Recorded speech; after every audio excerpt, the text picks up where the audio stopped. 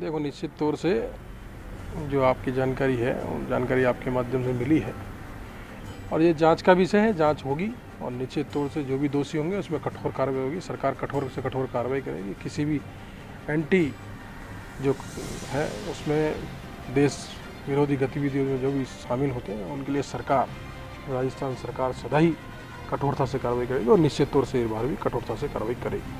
बिल्कुल बहुत गंभीर मसला है, क्योंकि बॉर्डर एरिया के अंदर जिस प्रकार से जासूस पकड़े गए हैं और उनके पास से जो डॉक्यूमेंट पकड़े गए हैं और राशन कार्ड पकड़े गए हैं, एक नहीं 4 राशन कार्ड पकड़े गए हैं, तो ये प्रशासनिक फेलियर है। और जो हमारी CID है या IB है या उनकी नेग्लिजेंसी।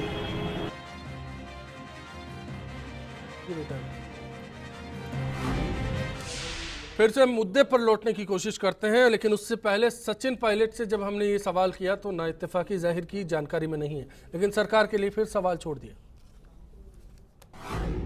इस प्रकरण के बारे में कोई जानकारी नहीं है, लेकिन सरकार को सख्त कार्रवाई करनी चाहिए। कहीं पर ऐसे अपराध होते हैं या गैर कानूनी काम होता है तो सरकार की जिम्मेदारी बनती है इस पर प्रभावशाली कार्य करें। जैसलमेर से मेरे सहयोगी सूर्यवीर सिंह भी अब हमारे साथ जुड़ेंगे सीधा।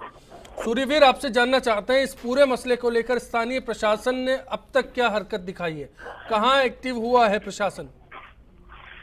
जी अश्वनी जी, बताना चाहता हूं कि पाकिस्तान से सटे जैसलमेर जिला कई संवेदनशील क्षेत्र पाकिस्तान खुफिया एजेंसी ISA जासूसों का हब बनता जा रहा है और हब बनते सीमावर्ती जिला जैसलमेर अब पाक की नापाक की नजरों में आना शुरू हो गया है। कभी तस्करों के जरिए नेटवर्क चलाने वाले पाकिस्तान की खुफिया एजेंसी ISI हथियारा रहा है, तो कहीं ना कहीं जो प्रशासन का अमला है जो भी पूर्ण रूप से सही रूप से कार्य नहीं कर रहा है। जिस तरीके से सदीक खान के पकड़ने जाने के बाद जब 2 राशन कार्ड वो भी BPL पाए गए हैं, उसको लेकर एक बहुत बड़ा सवाल खड़ा होता है। उसके बाद जब जिला प्रशासन अलर्टनेस को लेकर ये बात सामने आई कि कम से कम 5000 से जो अधिक राशन कार्ड हैं वो डबल पाए गए हैं, वो डबल राशन कार्ड पाए गए हैं। वो किस तरीके से 5000 राशन कार्ड बने हैं, ये तमाम क्या आपकी स्थानीय प्रशासन में SP या कलेक्टर स्तर पर इस पर बात हुई कि आप आगे क्या करेंगे?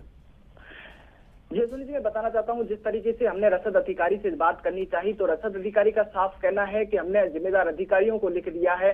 जिम्मेदार अधिकारियों उनको सुना, कलेक्टर या SP कुछ बोले इस मसले पर?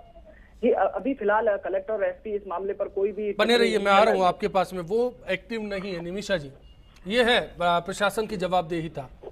5000 राशन कार्ड डबल पाए गए, ये आंकड़ा आपके सामने ब्यूरोक्रेसी क्रैश। देखिए आंकड़ा आपके सामने है। मैंने कहा प्रशासनिक स्तर पर मिलीभगत होने पे विभागीय दंडात्मक कार्रवाई होगी और लापरवाही है तो विभागीय कार्रवाई निश्चित तौर पे होगी, क्योंकि ये एक राष्ट्रीय सुरक्षा से जुड़ा हुआ जवाबदेह पार्टी की नेता के नाते आप इतना बता दीजिए कि क्या अब तक कलेक्टर और SP को हरकत में आना चाहिए था या नहीं? सुनील जा रहा हूँ आपके पास में। तभी तो आंकड़े आपके सामने लेकर आए हैं। CID-CB की जांच है, कलेक्टर SP का कोई स्टेटमेंट नहीं। अश्वनी जी, आपको समयावधि में रहते हुए आंकड़े सामने आए और कटघरे में ला करके उन अधिकारियों पे भी निश्चित तौर पे सुनील शर्मा साहब, सर मैं आपसे आ रहा हूँ निमिषा जी, आ रहा हूँ, फिर से आ रहा हूँ आपके पास।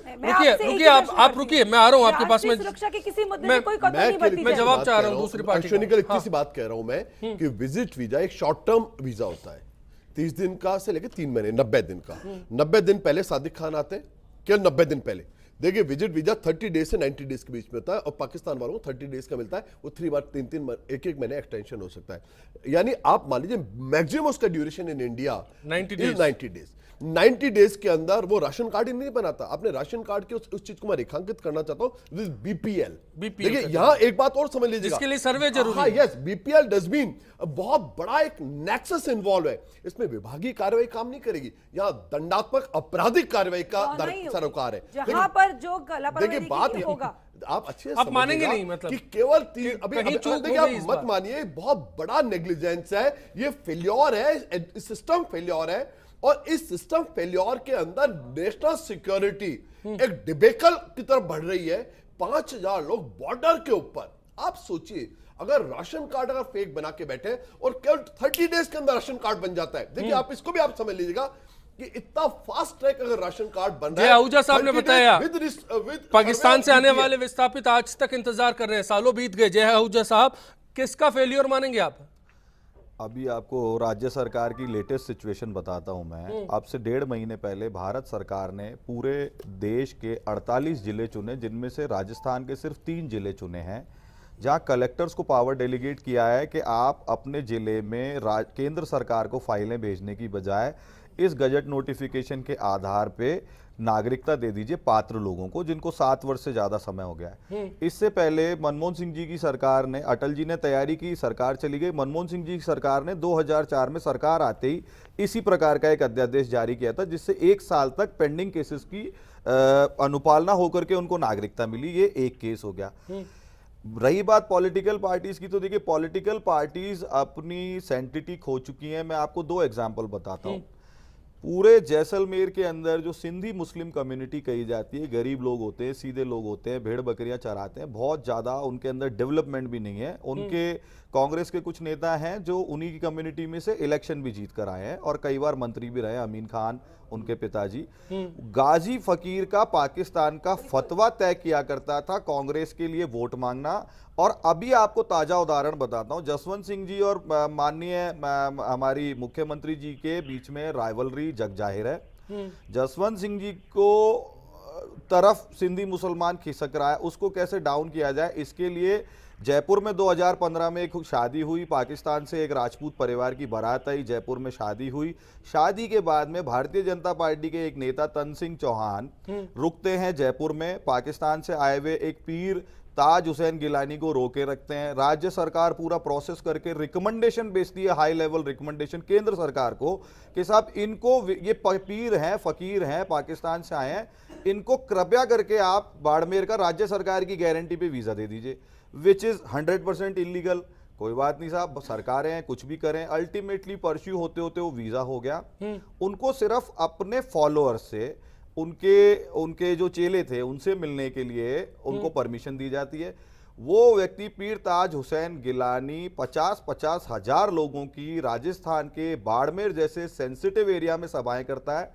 वहां भारतीय जनता पार्टी के जो सांसद हैं उनके बेटे उनको चरण स्पर्श करते हैं। वसुंधरा राजे सिंधिया जी बहुत बढ़िया नेता है, आप जीवन भर इनको वोट देना, ये मैं मैंडेट देके जा रहा हूं, ऐसे वीडियोस वायरल हुए हैं और बड़ी बड़ी खबरें छपी हैं। जब हम जैसे लोगों ने इन विषयों पे बात करना शुरू हुआ तो मैं गृह मंत्री जी का धन्यवाद दूंगा कि हम तो इंडिपेंडेंटली बात करते हैं, उन्होंने उसको रोकने का प्रयास किया पर रोक नहीं पाए। जी तो आप नेशनल सिक्योरिटी का फेलियर इतना बड़ा कर रहे हो कि वहां का आया हुआ एक पीर हमारे यहाँ की राजनीति में वोट भी मांग रहा है सरकार के फेवर में आज ही। निमिषा जी ये जवाब दीजिए, मैं भागीरथ जी और सुनील जी से भी जवाब चाहूंगा। सूर्यवीर बने रहिएगा। वो अपनी बात कर रहे हैं, अपने वो वक्तव्य प्रस्तुत कर रहा है। इस आधार पर सवाल है कि कैसे आपने सभा की अनुमति कैसे दी? ये सब हमने भी खबर दिखाई था। ये प्रकरण है जिससे पता लगता है स्लीपर सेल्स कैसे डेवलप होते हैं उनके फेवर में। आज यदि कोई पीर अपनी आके बात प्रस्तुत करता है, अपना व्यक्तिगत वो मंतव्य प्रस्तुत करता है, तो इस पे कोई आक्षेप लगा करके आप हालात की गंभीरता नहीं समझ पा रही है। गंभीरता मैं समझ के ही बोल रही हूँ। गाजी फकीर जैसे व्यक्ति, आपका ये जवाबदेह स्टेटमेंट है करके कांग्रेस ने अपना क्या प्रदर्शन किया था? ये जवाबदेह स्टेटमेंट है आपका। जवाब दे देखिए, मैं अश्विनी जी स्पष्ट कर रही हूँ। आज किसी के व्यक्तिगत मंतव्य को आप कटघरे में खड़ा कर रहे हैं, निश्चित तौर पर सुनील जी होना क्या चाहिए? सरकार की जवाबदेहिता क्या बनती है यहाँ पर? फकीर का जवाब दे मुझे ये। देखिए उस व्यक्ति को जिला प्रमुख बना करके उन्होंने कैसी महिमा मंडन किया था कांग्रेस ने? देखिए बात एक है कि पहली बात तो ये कि अगर राजनीति में किसी भी अगर रिलीजन का इंटरपोलेशन होता है तो कांग्रेस के तरफ से मैं बिल्कुल जिम्मेदारी ढंग से उसकी भर्त्सना होनी चाहिए, की जानी चाहिए।